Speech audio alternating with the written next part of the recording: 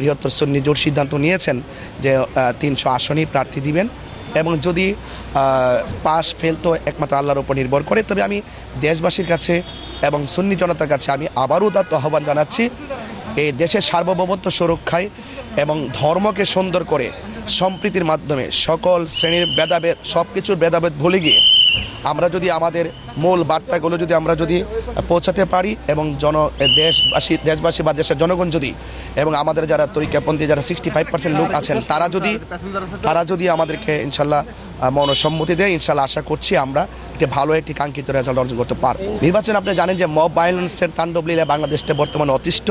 Mob ভায়োলেন্সের মানুষকে হুট করে ধর বলে মেরে ফেলা যে প্রবণতা, এবং আমাদের দেশের মধ্যে একটা মানুষ আপনার সাথে আমার মতাদর্শের ভিন্নতা থাকলেই যে তাকে মেরে ফেলতে হবে, দেশের আইনকে অবজ্ঞা করে তাকে মেরে ফেলতে হবে, যে মব ভায়োলেন্সের তাণ্ডব লীলার কারণে আমরা কিছু সংখ্যাবোধ মনে করছি।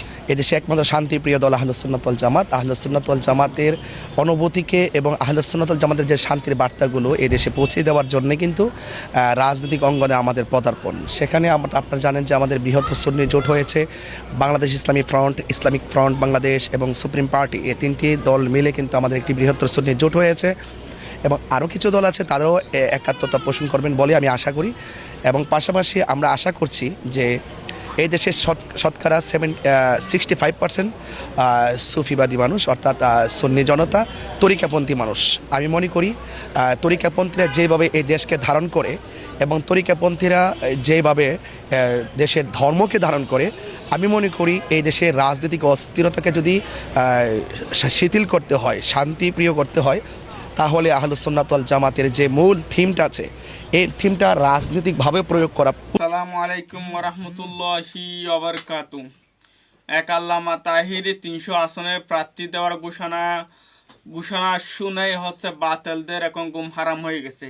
সবাই মাতামাতি করছে, কথা বলাবলি করতেছে, তাহিরি 300 আসনে এমপি ঘোষণা করবে, 300 আসনে প্রার্থী ঘোষণা করবে, মানে সবার একটা জ্বালা পোড়া এখন থেকে শুরু হয়ে গেছে। আহলুস সুন্নাত ওয়াল জামাতের যে রাজনৈতিক জোটটা আছে তারা 300 আসনে প্রার্থী ঘোষণা করার সিদ্ধান্ত নিছে। এই সিদ্ধান্তকে আমরা সবাই সাধুবাদ জানি। আপনারা সবাই জানা আহলুস সুন্নাত ওয়াল জামাতের যারা অনুসারী আছে সবাই আপনার সুফিপন্থী অনুসারী। এখানে বাংলাদেশে প্রায় 65% অনুসারী আহলুস সুন্নাত ওয়াল জামাতের অনুসারী আছে। তো আপনারা জানেন, যদি আহলুস সুন্নাত ওয়াল জামাতের অনুসারীরা তাদেরকে তাদের জোটের প্রার্থীকে ভোট দেয়, তাহলে আপনারা জানেন আহলুস সুন্নাত ওয়াল জামাতের অনুসারীরা সরকার গঠন করা কোনো ব্যাপার না। যদি সুন্নিদের ভোটগুলা দেয় তাহলে সরকার গঠন করা কোনো ব্যাপার না, যদি না দেয় তাহলে ভিন্ন কথা।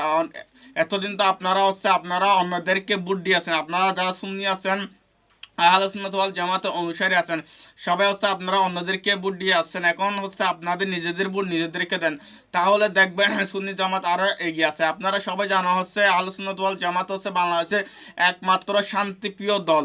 তো এই দলটাকে আপনাদেরকে এগিয়ে নেওয়ার জন্য, এখানে সম্প্রীতি রক্ষা করার জন্য, বাংলাদেশে দেখতেছে অনেক বিশৃঙ্খলা সৃষ্টি হচ্ছে, অনেক মারামারি, অনেক কিছু হচ্ছে, এগুলাকে রক্ষা করার জন্য, এগুলোকে বাধা দেওয়ার জন্য, সুন্দর একটা পরিবেশ সৃষ্টি করার জন্য আহলুস সুন্নাত ওয়াল জামাতের অনুসারীদেরকে এখন সবাইকে এক প্ল্যাটফর্মে